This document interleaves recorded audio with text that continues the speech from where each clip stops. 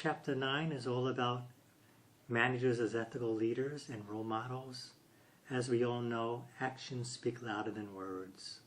So if an employee wants to know what's good and bad behavior, they look at what the boss does.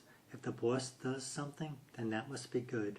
If the boss doesn't do something, they're not going to do that. So everybody is looking at the boss to take cues on what is appropriate behavior and what is inappropriate behavior.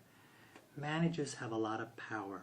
So I talk about that because a lot of ethical issues is all about power, the appropriate use of power and the misuse of power.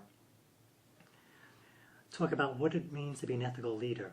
An ethical leader is a moral person as well as a moral manager, because people are judging you by your behaviors outside of work.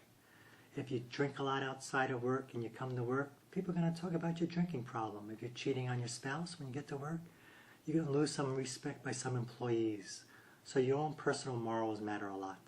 The chapter is nice because it has several surveys you can do so that the students can survey themselves. They can survey their own managers, how ethical they are, and they can survey themselves in terms of how ethical their own behavior are.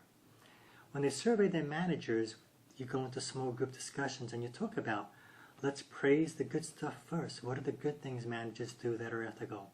And then let's talk about some of the stuff that are uncomfortable. There's a section in the book, in that chapter, about a great place to work. What does it mean to be a great place to work? What are the qualities and what are the attributes? Because everybody wants to work for a place that's a great place to work. The chapter also talks about work goals. Because you're the manager, you set goals for everybody. Some managers purposely set goals that employees can't accomplish. I'm a competitive person. If you do that to me, I'm tempted to cheat because I don't like to fail. So why do that? You should always set goals that are challenging, but people can accomplish. So with stretch goals, sometimes people stretch the truth. And then in addition to work goals, another key role for a manager is performance appraisals. So I give the best practices for performance appraisals, how to do 360, how to have discussions with your employees, and then how to give feedback. Because people are afraid of negative feedback in performance appraisals.